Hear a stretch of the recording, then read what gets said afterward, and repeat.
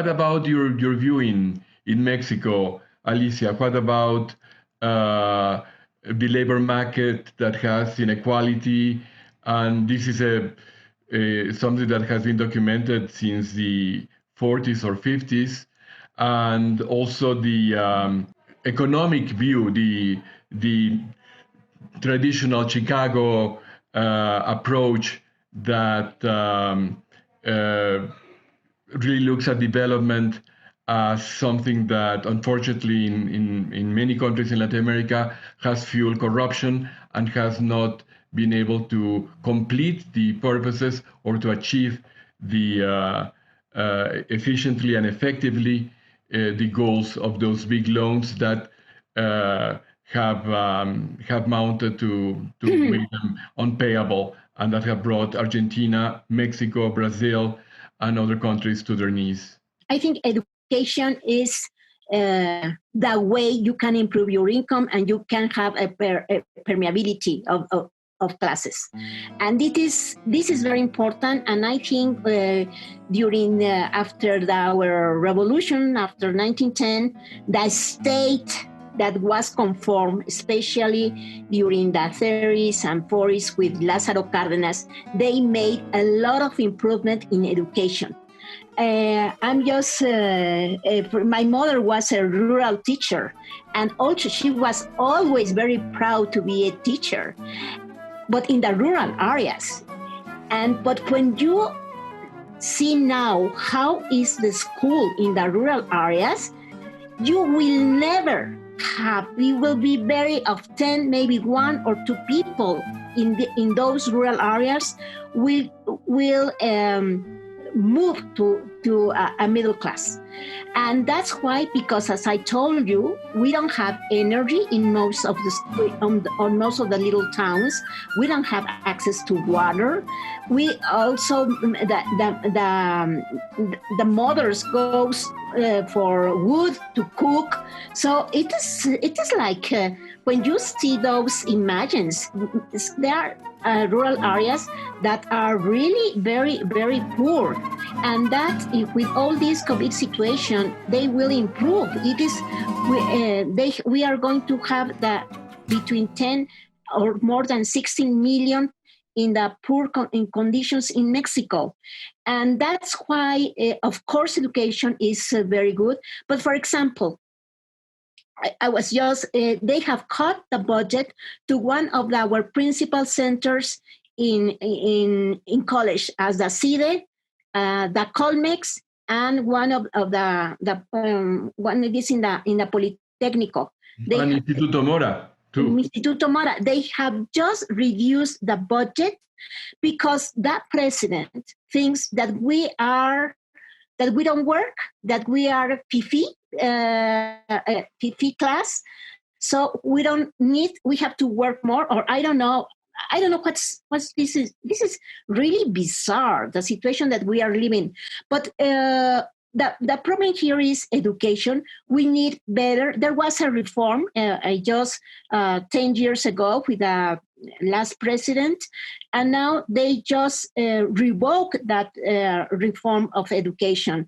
So every day I think that we are like going como el cangrejo. How do you say cangrejo in English? Yeah, like the crab walking backwards. Yes, like the crab walking back.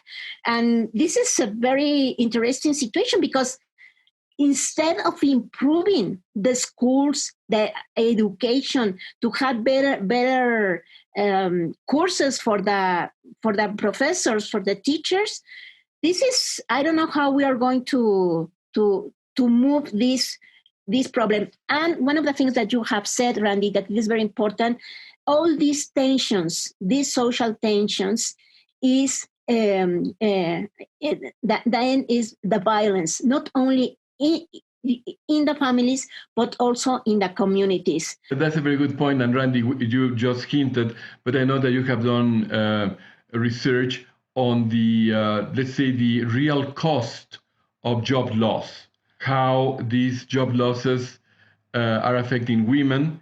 If in these conditions, many young minority women won't be able to finish their college degrees, if universities should try to provide another source of education, very competency-based, so that they can continue, hopefully, this social progress that we all hope for.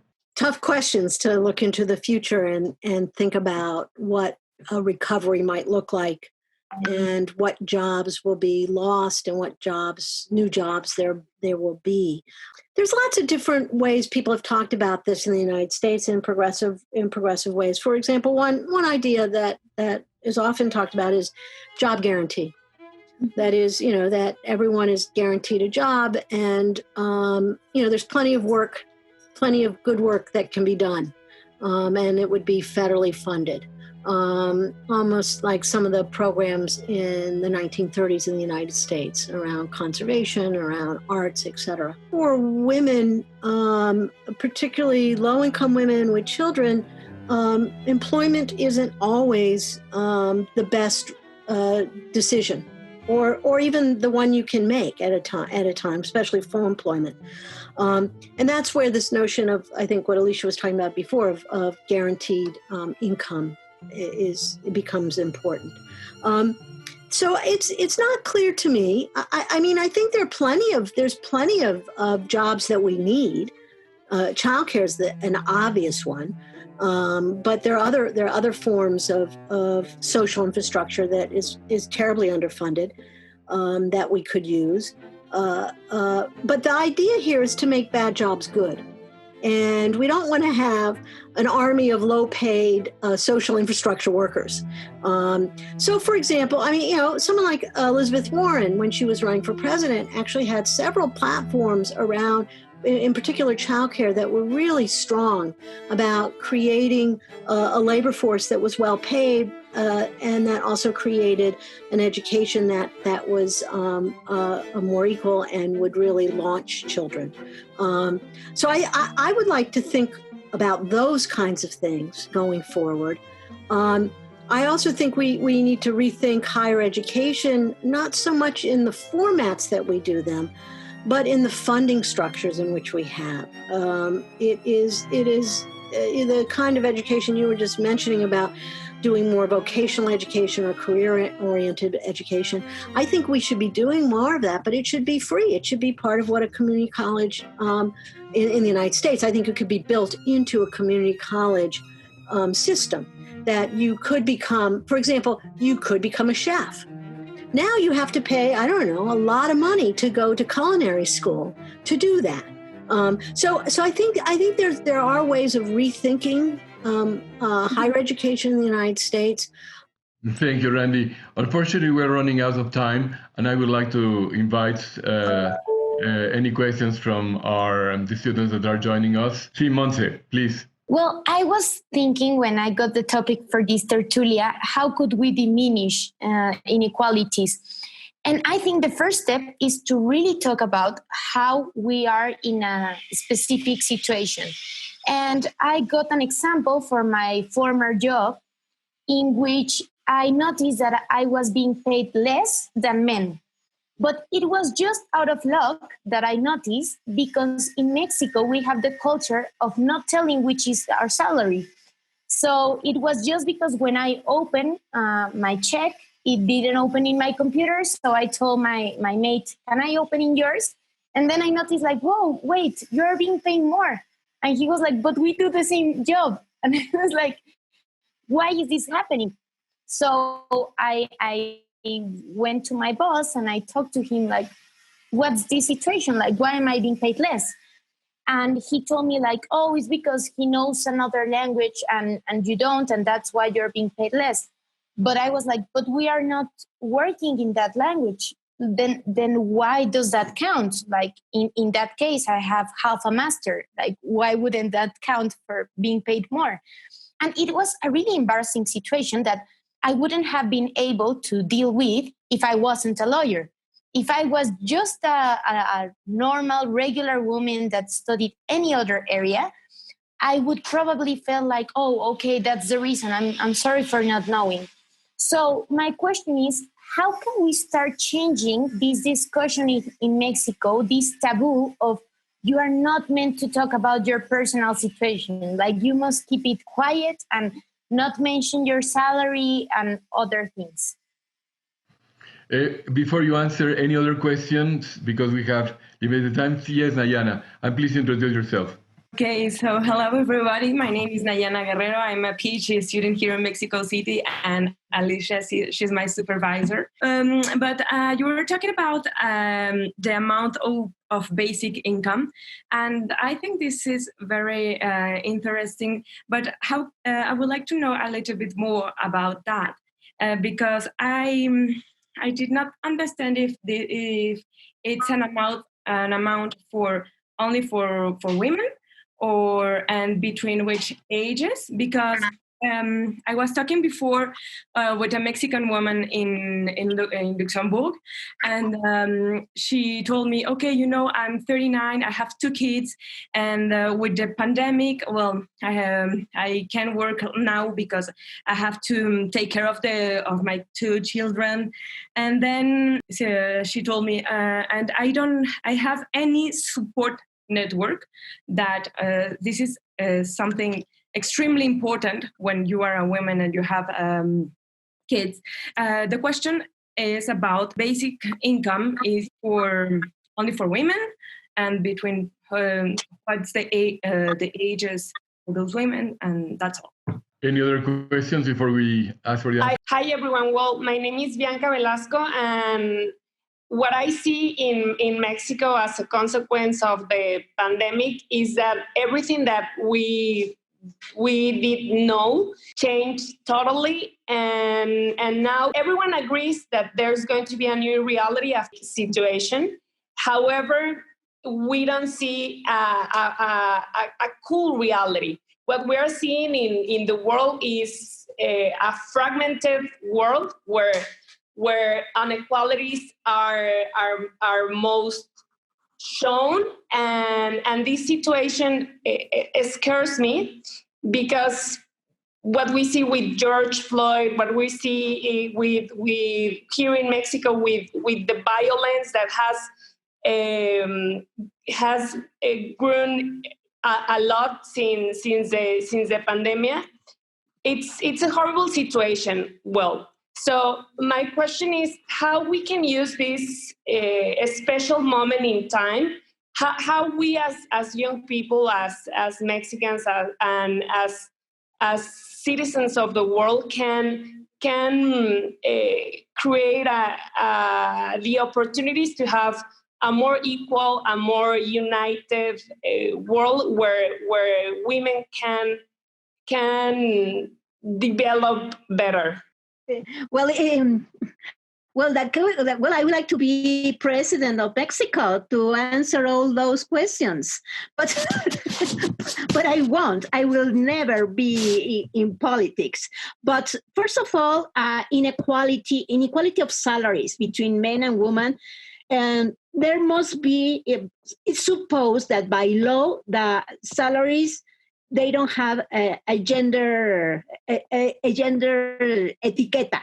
They are equal. So it is very important that women know that the salary must be equal. You don't mind if it is a man or a woman, especially in the same level. The other thing is the basic income is a salary, it's a salary of subsistence. It's a salary that you can at least live with a minimum, instead of don't have any income. It's a salary that you will have to have your food or tus necesidades básicas. And it depends. It depends in the country. It depends if it is a rural areas, if it is urban. The problem of the basic income, and this is very important. Why it is very important, the basic income? Because if you consume the productive sector, and especially the entrepreneurs, las empresas, the factories, they are going to begin working. And if they began, they are going to have more need of hands, and then they are going to improve also their profits. There's a program that it is very important to know is Jefas y Jefes de Hogar that they implemented in the Kirchner in 2001, between 2001 and 2013, where the Kirchner arrived. They implemented that program and it improves a lot because it recovers the economy. I think globalization ended after the crisis of 2008 and 2009. They began all these populist movements, American first, the sovereignty of the states. And now what COVID shows us that all this integration of the productive sectors is that, well, maybe cars, it's okay. Maybe some technological issues.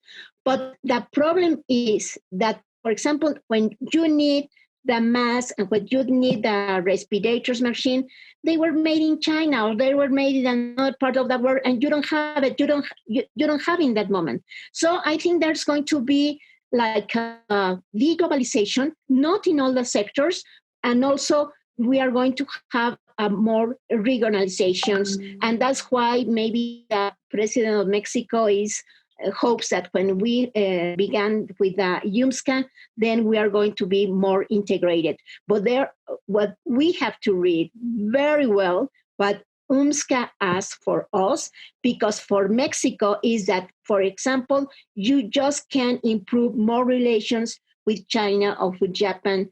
I don't remember the chapter, is I think 16 or 17, but maybe the lawyers can explain me better that chapter when you can't import things for the car, they must be made in Mexico. And that's why this maybe will improve more integration with USA. I don't know if that is good or better. I don't know, but there must be less the process of deglobalization is already began. Starting with Monte's question about, you're very brave. I'm glad you spoke up. What you found was the classic case of discrimination. I mean, that literally is the definition of discrimination. And I remember my first teaching job was in the mid-1980s, and Gloria Steinem came and spoke where I was. The only thing I remember what she said was, one of the most radical things you can do is talk about your salary at work.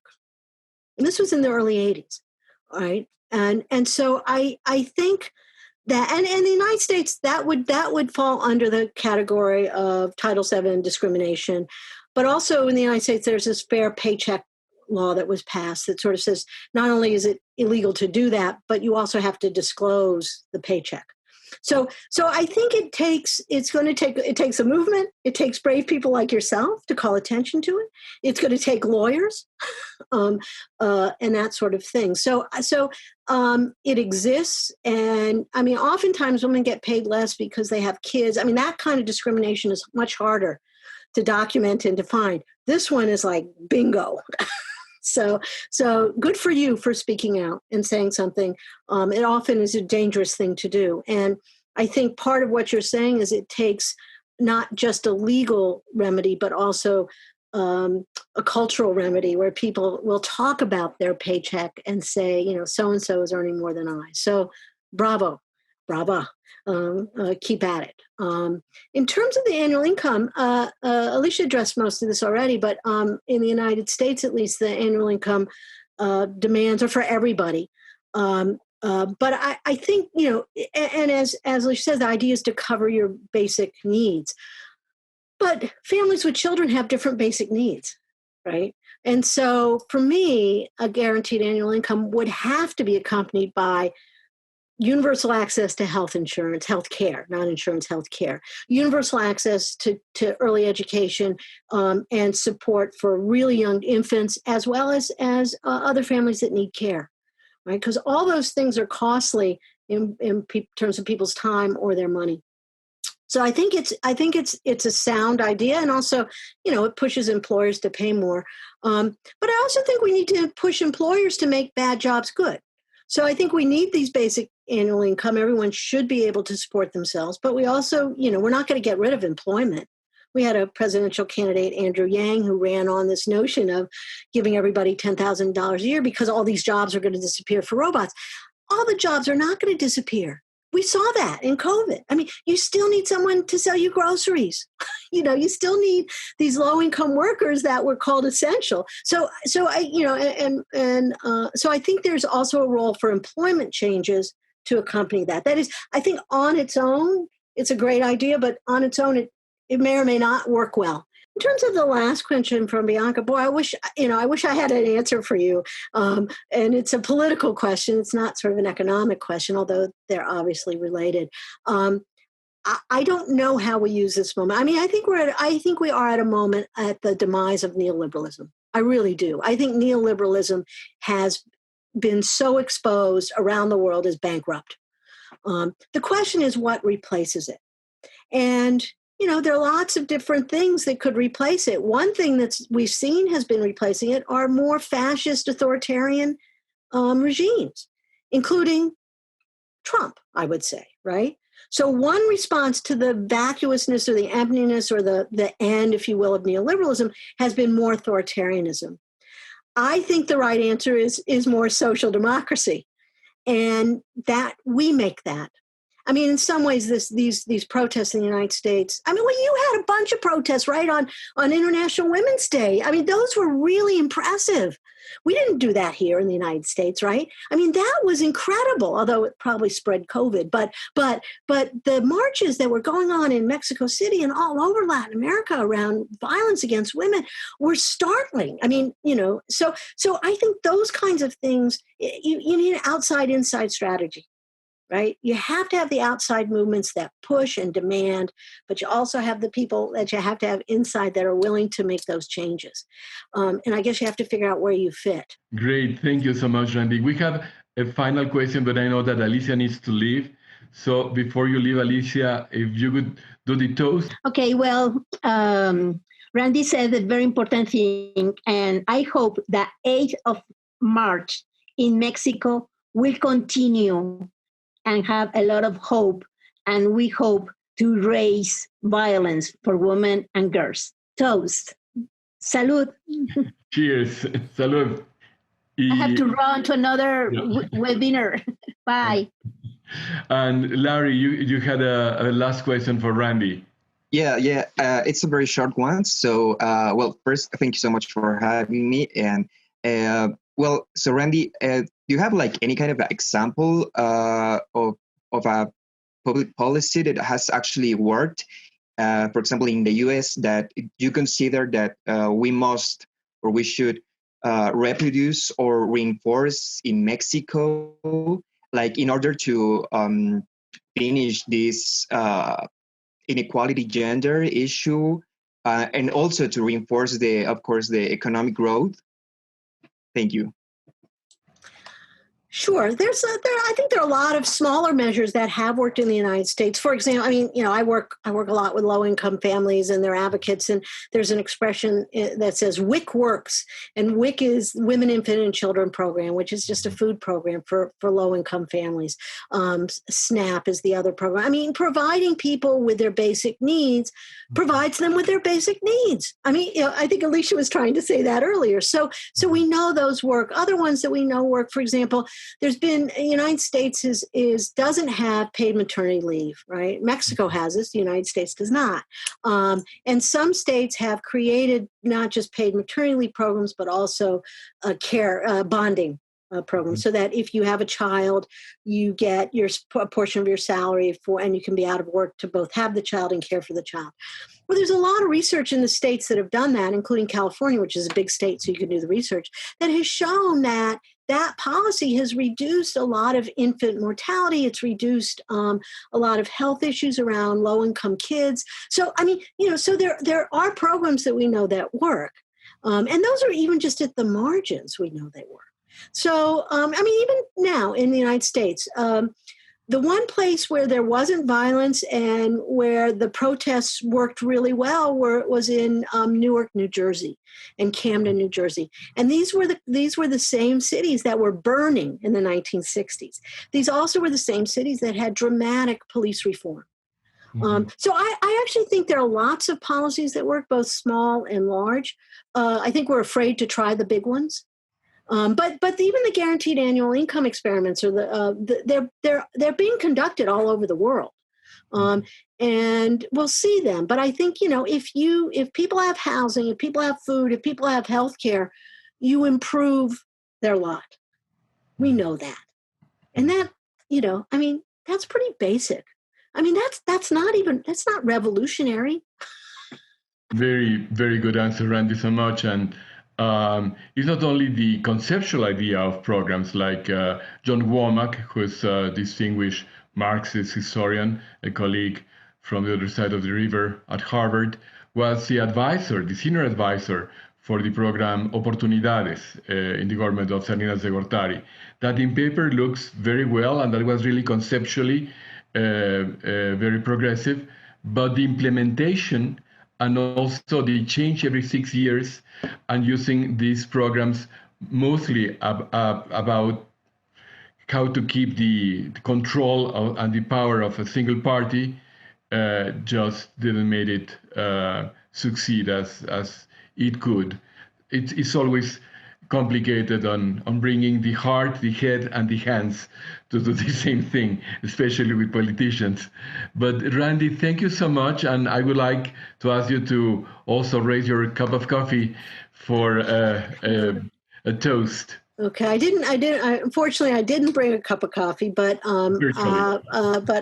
my fond hope and wish and toast is that the things that we are seeing exposed everywhere around the world with COVID takes us in the right directions. Mm-hmm. That is that, for example, in the United States, having over half, the majority of the population thinking that Black Lives Matter is a positive group, that the police, that law enforcement does discriminate against African Americans. That's real progress. That's real change. And so my hope is that we continue on that path for real change around not just racial issues, but also gender and especially income inequality all around the world.